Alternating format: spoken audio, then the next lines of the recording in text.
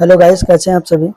चलिए आज एक नए प्रश्न के साथ हम आपके सामने में हैं। देखिए, यदि आपको भी वृत्त का क्षेत्रफल या परिधि निकालने में कोई कठिनाई होती है तो ये वीडियो बिल्कुल आपके लिए है। बहुत ही आसान तरीके से हम इसको सॉल्व करेंगे। यदि आपसे नहीं बनता है तो ये बिल्कुल वीडियो देखने के बाद ज़रूर आपसे बनने लग जाएगा। तो चलिए हम लोग एक एक करके निकालते हैं। सबसे पहले हम देख लेते हैं प्रश्न क्या बोल रहा है। कि प्रश्न ये बोल रहा है कि वृत्त का क्षेत्रफल तथा वृत्त की परिधि की लंबाई ज्ञात कीजिए। जब क्या दिया, यदि त्रिज्या आर बराबर क्या दिया 7 सेंटीमीटर, मतलब त्रिज्या हमको दिया हुआ है, हमको वृत्त का क्षेत्रफल और परिधि निकालना है। तो चलिए हम लोग सॉल्व कर लेते हैं। तो सबसे पहले हम लोग निकालते हैं वृत्त का क्षेत्रफल। तो वृत्त के क्षेत्रफल निकालने के लिए हमको सबसे पहले इसका सूत्र याद होना चाहिए।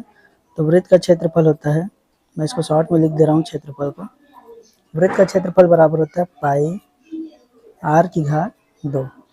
ये वृत्त का क्षेत्रफल का सूत्र होता है, जहाँ पाई का मान क्या होता है, पाई बराबर होता है 22/7। ये पाई का मान होता है।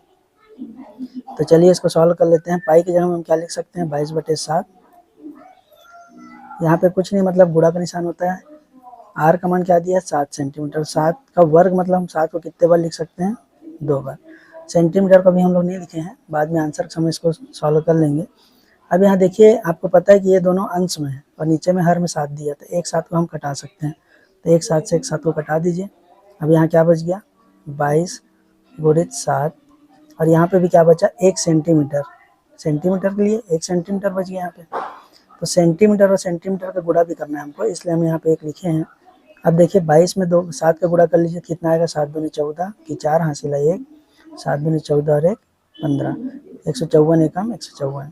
अब यहाँ देखिए सेंटीमीटर और सेंटीमीटर का गुणा करेंगे तो क्या आएगा, या तो हम क्या लिख सकते हैं इसको वर्ग सेंटीमीटर। जब भी 2 बार सेंटीमीटर का गुणा होता है तो या तो उसको हम लिख सकते हैं वर्ग सेंटीमीटर, और या फिर लिख सकते हैं हम लोग सेंटीमीटर की घात 2। आप दोनों में से कोई भी एक लिख सकते हैं, दोनों इसका सही आंसर होगा। चलिए इस प्रकार से हम देखिए वृत्त का क्षेत्रफल निकाल लिए। अब हम दूसरा क्या दिया, वृत्त की परिधि। तो इसी प्रकार हमको वृत्त की परिधि निकालना है। तो फिर हम वृत्त की परिधि का सूत्र लिखेंगे यहाँ पे। तो वृत्त की परिधि का सूत्र क्या है, देखिए वृत्त की परिधि बराबर होता है 2 पाई आर, जहाँ पाई का मान तो आपको पहले से ही पता है कि 22/7 होता है। बस यहाँ पे मान रखना है हमको, दो यहाँ पे कुछ नहीं, मतलब गुणा का निशान है। पाई का मान क्या होता है 22/7, तो इसको यहाँ पे लिख देंगे। आर का मान हमको पहले से दिया है 7 सेंटीमीटर, चाहो तो यहाँ पे सेंटीमीटर लिख सकते हैं। अब यहाँ देखिए आपको पता है ये अंश में और ये हर में है, तो ये दोनों आपस में कट जाएगा, 7 से 7 कट गया।